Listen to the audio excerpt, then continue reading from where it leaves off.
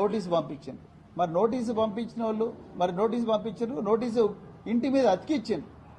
ఎంత ఘోరం! Leader of opposition, ప్రతిపక్ష నాయకుడు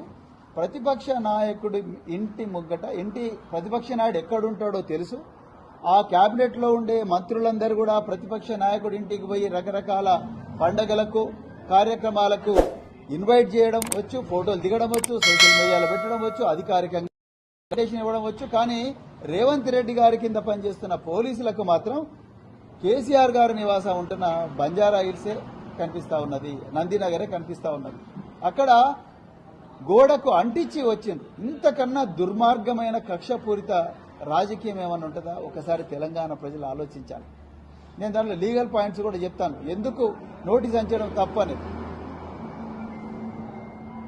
మీరు మరి హైదరాబాద్ నగర పోలీసులు కేసీఆర్ గారు ఆ నోటీస్ తీసుకొని వారు వెంటనే ఆ నోటీసు అందిన వెంటనే వారికి సమాచారం అందిన వెంటనే వారు వెంటనే ఏం చెప్పిండ్రు, అయ్యా నేను మర్కుక్ మండలం ఎర్రవల్లి గ్రామంలో ఉంటున్నాను, నా వయసు 65 సంవత్సరాలకు పైబడ్డది, చట్ట ప్రకారం 65 సంవత్సరాలకు పైబడ్డ వ్యక్తులను మీరు వాళ్ళు ఎక్కడుంటే అక్కడనే వాళ్ళతో మాట్లాడాలి, వాళ్ళని విచారించాలి, అంతే తప్ప మరి నేను పరిస్థితి లేదని చెప్పిన తర్వాత కూడా మళ్లీ కక్షతోని మళ్లీ నందినగర్ పోయి మళ్లీ ఫేస్ చేశాం. ఒక లీడర్ ఆఫ్ అపోజిషన్, తెలంగాణ తొలి ముఖ్యమంత్రి, ప్రతిపక్ష పార్టీ నాయకులు, మీ మంత్రులే పోయి వారింటికి పోయి అడ్మిటేషన్ కార్డులు ఇస్తారు, కానీ మీకు మాత్రం నందినగరే కనిపిస్తున్నది, మరకుకు రావడానికి మీకు ఇష్టం లేదు.